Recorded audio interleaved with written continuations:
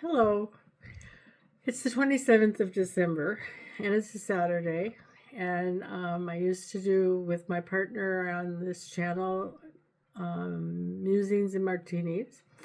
I did one last week by myself, which I didn't post.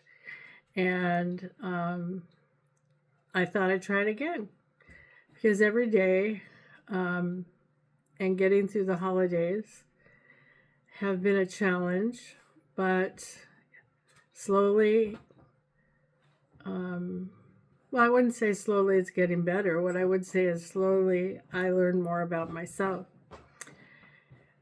Actually, the last week, 3 weeks since I was broken up with, has been the hardest week for me. And it's probably because it was Christmas week. And I've been really emotional, and it's really difficult. Everything that was good about living really close to the person you're involved with, right down the hall, makes not really wanting to run into them. It makes it hard to do. And I don't know, it's not so cool.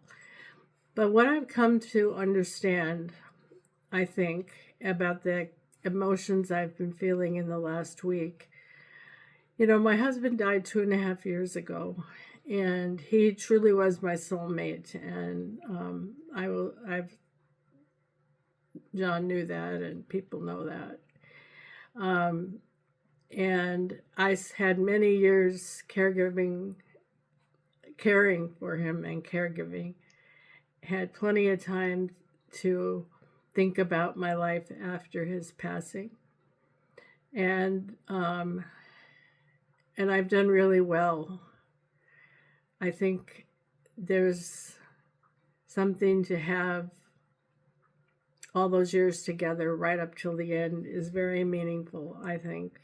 And but this year, for some reason, even before my current or my past most recent relationship unraveled, I was missing him, Frank, a lot.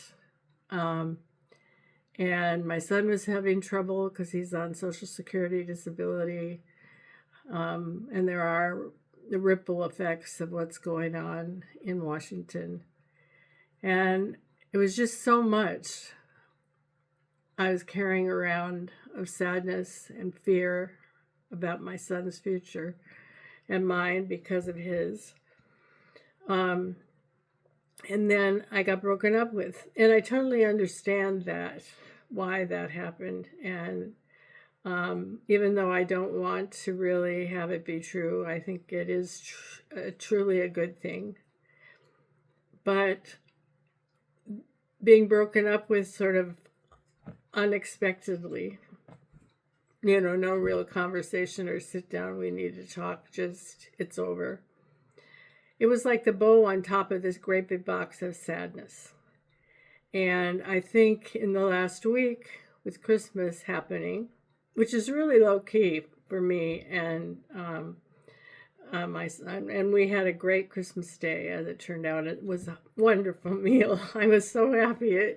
It was great tasting, but really easy. So I actually had enough energy to enjoy it. It's just been a lot, and I've been needing to stay away from people because if people are nice to me, I just can't help crying. And it's not about what's happened in the last 3 weeks. It's about what's happened in the last 3 years. And also that my son is moving in 6 months. And that'll be another wave of loss and grief. But, I got through the worst. And that was certainly my husband's passing. So this is my end of the year. I'm glad I made it through it. Martinis and musings without the martinis. There might be one in my near future, though, I think. And anyway, that's all I have to say. And I know we all try to be kind to others, not knowing what they're going through. And maybe I just need to even try harder about that and understand how this can be a very difficult time of year. It certainly is for me. I'm trying to give myself some understanding. Be kind to myself. Be kind to yourself. And certainly let people have the space they need to feel the feels. I think that's as important as getting past the sadness, because many layers of this sadness are layers that can't be removed, and you wouldn't want to remove them because they're the experiences that have shaped who I am now, who you are now, and will continue to influence our choices and the manner in which we live the rest of our lives. And I don't want to change what has brought me to this point. I'm thankful for it, even though sometimes, I do have some little bits of anger and disappointment, but that's all part of it too. It's a very complex thing, these human lives we have. So, well, Happy New Year. Goodbye, old year. And that's all I have for today.